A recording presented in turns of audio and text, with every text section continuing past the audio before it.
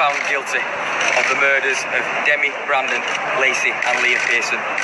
Zach Boland was also found guilty of the attempt murders of the mother, Michelle Pearson, who remains in hospital and is still very poorly, and the attempt murders of Kyle Pearson and his friend, Bobby Harris. Dave Worrell was found guilty of 3 attempted ABHs against Michelle, Kyle and Bobby Harris. Courtney Briley was also found guilty of the manslaughter of the 4 Pearson children. The sentences they've received today: 40 years for Zach Boland, 37 years for Dave Worrell and 21 years for Courtney Briley, we believe accurately reflect the gravity of the offences that have taken place here. I'd like to take this opportunity to wish Michelle a speedy recovery in hospital. We're all thinking of her and wish her all the best during this very difficult time. I'd like to take a special mention to the family, the wider family, all of the Pearsons, their family and friends. They've been extremely brave and I can't imagine what they've been through during this difficult 5.5-month period, and our thoughts remain very much with them during this time. Michelle, sorry, did you not finish? It's fine. I'm happy to take any questions. I'll do my best to answer them for you. Michelle Pearson's family say the police failed her and her children. You said sorry to them. I met with the family very early investigation. I haven't spoken with Michelle personally because, as I say, she's very poorly, but I have met with the family several times, and I've explained that we have referred this to the IOPC on the very first day of the inquiry, and a full review is taking place into all the background that led to the fatal fire itself. Did you say sorry? Of course, I've said I'm absolutely very sorry, as are all the Greater Manchester Police, and our thoughts are very much with the family during this difficult time. So you accept you got it wrong? I didn't say I accept that I got it wrong. Police, Greater Manchester Police. No, clearly. So if I rephrase that, what I said is I'm sorry, my thoughts are with them for what's taken place. Our response to the incidents that have led to this is under review, and that has been referred to the IOPC on the first day of my involvement as a senior investigating officer and the major incident team being deployed to this. One of the first things we did is refer this and our response in terms of the other incidents that led to this to the IOPC, and a full review will take place. We're open and transparent in all that we do, and I'm confident that any learning of any issues that come out of that in the fullness of time, they'll be shared with the widest possible audience. But of course I met with the family and expressed my deepest sympathies for what had taken place. How would you characterise the behaviour of Boland and Worrell that night and the actions they took? It's unimaginable. So there had been a background, a feud that had led to this, but I don't think anybody could have foreseen what took place that night, the level of planning and the violence, the sheer destruction of the arson. I don't think anybody could have imagined that, and it's an atrocious, unprecedented level of violence against a clearly vulnerable family. You say no one could have foreseen, but you threatened to burn their house down.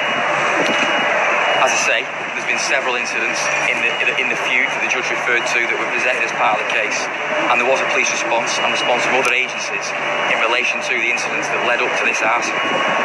I don't want to repeat myself, but that is what is under review now by the IOPC, and similar reviews will be taking place for other agencies.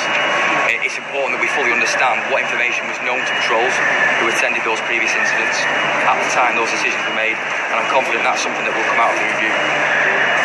She called police 5 times. Can you just repeat that, sorry? She called police 5 times. Yeah, there had been numerous calls from Michelle and from other people involved in the feud on both sides, and numerous incidents were investigated by divisional patrols. But you know, this feud, that's why why didn't you knock on his door? As I say, at that time of the night when the officers left that incident, their thought process and the actions they took, a crime was recorded that night, a statement was taken from Michelle. In terms of the officers' decisions, that's something that was going to come out in terms of the review that we requested and referred to the IOPC on the first day of the inquiry. I'm confident that will come out in the fullness of time as part of that review. Can you tell us how Michelle Pearson's doing at the moment? Michelle is very poorly. She's still in hospital. Our partners from the NHS are doing everything they can to support her with her recovery. And we all, our thoughts are with her. We have family liaison officers who will still be working with the family, and when Michelle wishes to speak to them, we'll be more than happy to send the officers to speak to Michelle. We wish her all the best with her road to recovery, and myself and all the investigation team, our thoughts are very much with her. Does she understand what's happened to her children, do you think? She does. Michelle has been told what's taken place by colleagues from the hospital. Obviously, it's a complicated recovery process with Michelle. She has very serious injuries. I think it's important that we respect her privacy during this time. And as I say, we all do wish her a speedy road to recovery. And they've not really shown any remorse. Bolland and Briley refused to give any answers in their interviews. Worrell lied, as has been proved by the jury today. And Bolland didn't show hardly any emotion. Do you think that they're even sorry for what they did? It's very difficult to tell. As you say, we have seen very minimal emotion, no remorse from any of the defendants. So in terms of whether they are sorry for what they've done, I don't know.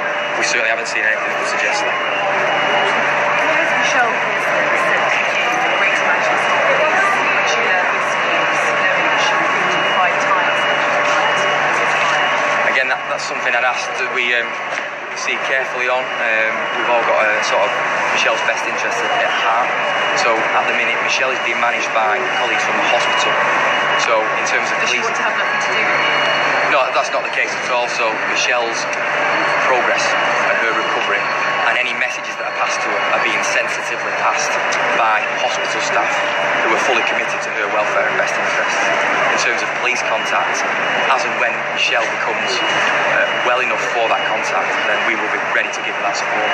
But at the minute, any messages that are being communicated to Michelle are being passed by hospital. Does GMP accept opportunities to miss to stop this fire from happening? It's too early to tell, and I'm hoping that's part of the review that will come out. As I say, there has been numerous incidents that led up to this. Crimes were recorded on some occasions. For flights and accommodation have been inflated, rising to hundreds, even thousands of pounds. Former heavyweight boxer. Something the IOPC are looking at. Just last, what's the feeling in your thoughts of how this was handled, knowing now children died when officers were at the house just out? Well, it's difficult to comment, obviously, I say, on the terms of the officers' thought process at that time.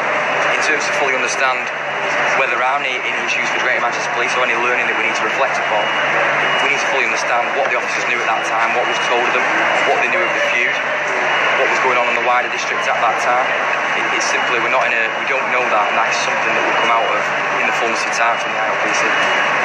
To take a step a bit closer, because you're quite far away from our microphones, apologies, we can't quite hear you. Can you just once again, I know you've been asked it already, but just so that we can hear you properly, what is it that you want to say to Michelle's family who have told the media today that they do feel that they've been failed by the police? What would you say to them?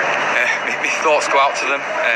I've met the family. I've not met Michelle because she's in hospital. They have my deepest sympathies. I can't imagine what they're going through. They've all been extremely brave during a very difficult 5.5-month period. I hope the family can tell from the response after the arson. Myself and my team, we've been very much committed to acting swiftly, catching those responsible, and as the judge mentioned, a very formidable case was put forward, ensuring that justice was done and these 3 dangerous offenders were removed from the public as soon as possible. I hope that the family can take that as some sort of justice in the circumstances and some sort of answers in terms of what's taken place. But I think the family know that they certainly have my deepest sympathies, and my thoughts are very much with them. I can't imagine what they're going through. What assurances can you offer them that they will find out whether or not more could have been done by Greater Manchester Police to stop this happening? I can assure them of that. So we are extremely open and honest. We're always keen to learn where we could have done something better. And on the first day of the inquiry, one of the things that we did was refer this to the IOPC. We met with their investigators, we shared information, and now that the court case has concluded, I have no doubt that answers will be forthcoming. And that is something we have explained to the family, the different roles between Greater Manchester Police Major Incident Team leading the investigation and a completely different role with the IOPC. And I think the family know I've reassured them, as have my colleagues, that anything we have found will be shared with the IOPC for their investigation. Final questions, please. Just basically, police were always they go out to a house, crashing out windows, threaten to kill them. Police turn up and they leave. And they still the answer went right. Nothing to questions from the IOPC. You talk about fault, excuse me. You talk about fault for the officers. It's just basic police work. So I think there's something that's made clear in the court case here, and the case we presented and in the judge's summing up. Nobody could have seen the level of violence that took place that night at that time. Fit to do it. But what, sorry? Fit to do it. 2 weeks ago. Yeah, and many people made threats. Numerous threats have been made as part of this feud. Whether any opportunities have been missed, I'm sure the IOPC will find that out. But I don't think anybody could ever have foreseen that this was going to take place during, as the judge mentioned, what had been a minor tit-for-tat feud prior to that. The level of violence in the arson and the attack on the Pearsons' house while they slept is a completely another level from the feud that preceded it. I'm confident that with the work we're doing, the work we've done, and the material we'll share with the IOPC, if there has been any missed opportunities, any mistakes made, it will come out in the fullness of time, and I've assured the family that will be the case.